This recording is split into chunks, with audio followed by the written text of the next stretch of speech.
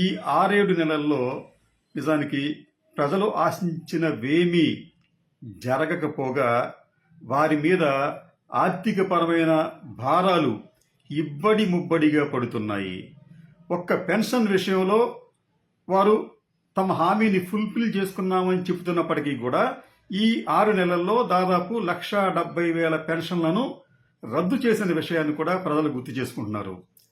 ఒకవైపు సంక్షేమ పథకాలకు సంబంధించిన నేరుగా నిధులు రాకపోవటం, అంటే గతంలో జగన్మోహన్ రెడ్డి హయాంలో 5 ఏళ్ల కాలంలో దాదాపు 2.75 లక్షల కోట్ల రూపాయల నగదును నేరుగా లబ్ధిదారులకు బదిలీ చేశారు. ఇది దేశంలోనే అత్యధికమైన డైరెక్ట్ బెనిఫిట్గా మనం భావించాలి.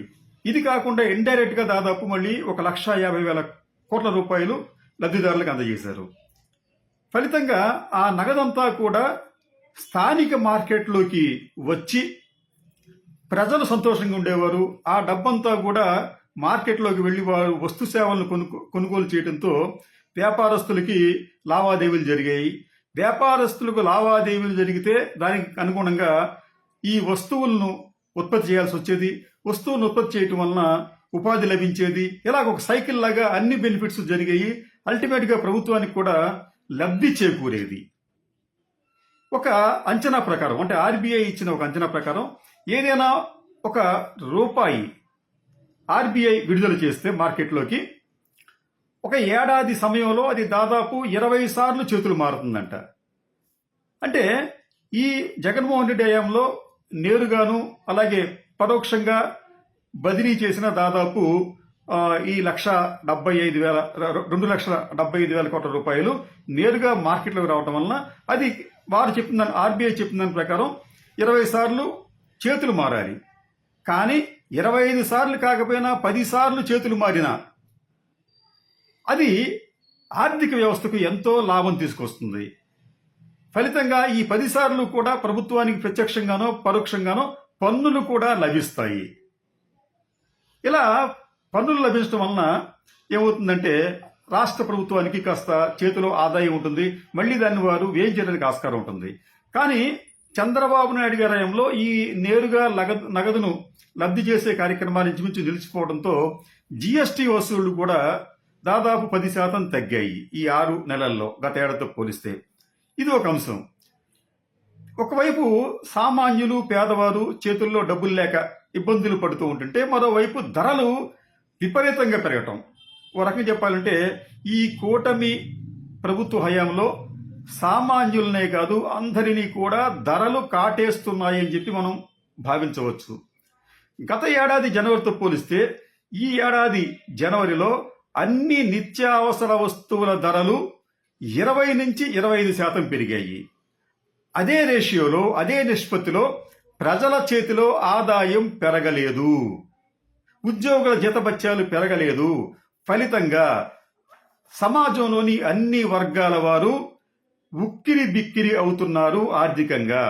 మీకు గత ఏడాది జనవరిలో ఉన్న నిత్యావసర వస్తువుల రేట్లు, అలాగే ఈ ఏడాది ఈ జనవరిలో ఉన్న నిత్యావసర వస్తువుల రేట్లు ఒకసారి మనం పరిశీలిస్తే మీకు 2004 జనవరిలో బియ్యం సూపర్ ఫైన్ అనేది ఫైన్ బియ్యం సుమారుగా 57 రూపాయలకు వస్తే అది ఈ రోజున గరిష్టంగా 75 రూపాయలకు చేరుకుంది.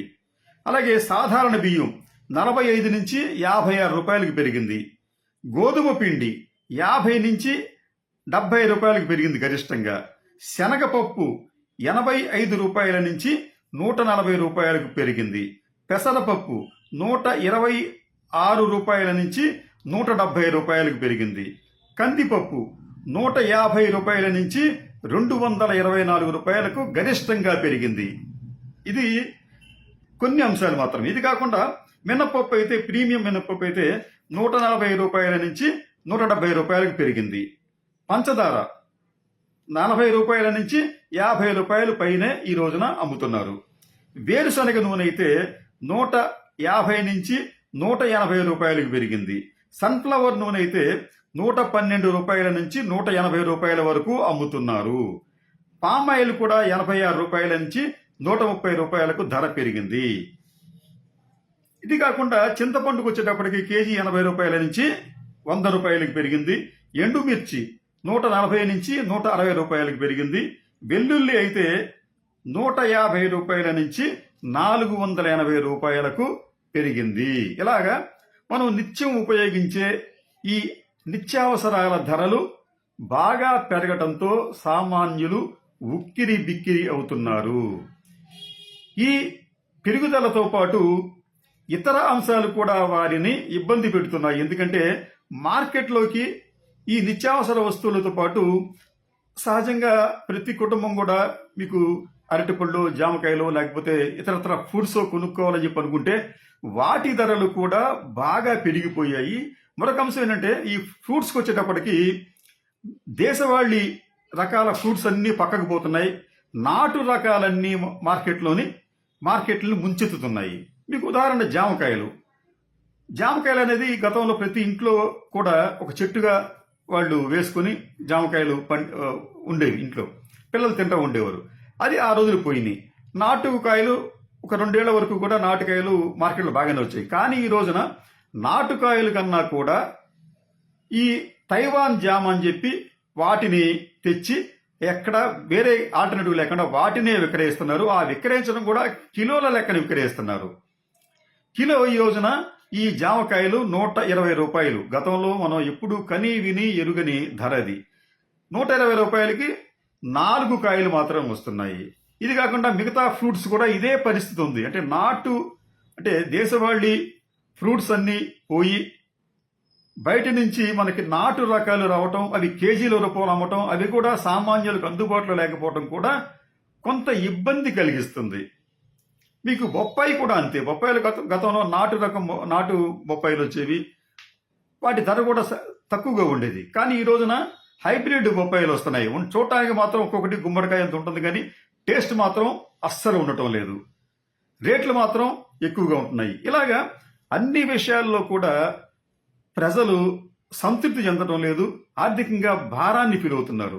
సరే, దీనికి కూటమి ప్రభుత్వానికి సంబంధం ఏముంటి అని చెప్పి అనుకోవచ్చు. కానీ ప్రభుత్వం ఇటువంటి ధరలు పెరుగుతున్నప్పుడు మార్కెట్ ఇంటర్వెన్షన్ చేయాలి. మార్కెట్లోకి వచ్చి కొన్ని వస్తువుల ధరలు తగ్గించేందుకు తమ దగ్గర ఉన్న వస్తువుల్ని బయట నుంచి తెప్పించి ఇక్కడ మనకి సరఫరా చేయాలి.